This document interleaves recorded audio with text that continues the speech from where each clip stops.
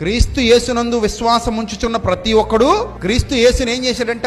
ధరించి ఉన్నాడు. క్రీస్తు యేసుని ధరించుకున్నాడంటే యేసు ప్రభు మీలో కనబడాలి. యేసు ప్రభు మీలో కనబడేంతగా మీలో రోగం తగ్గిపోవాలి. అంటే మీలో రోగం మాయమయ్యే కొలది బయటకు ఎవరు వస్తారనమాట?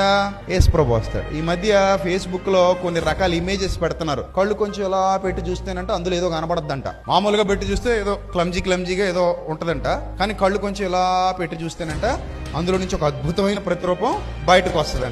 నిన్ను కూడా కళ్ళు ఇలా పెట్టి చూడక్కర్లా, మామూలుగా ఇలా చూస్తుంటేనే నీలో నుండి ఏం కనబడాలి?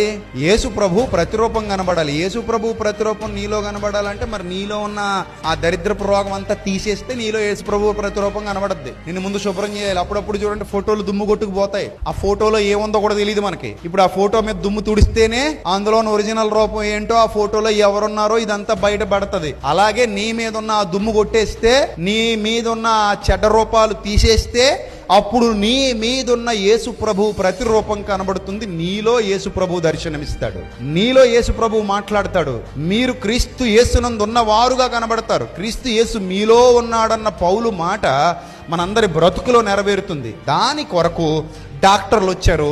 ఆ డాక్టర్లే పరిచారకులు. అర్థమైందా?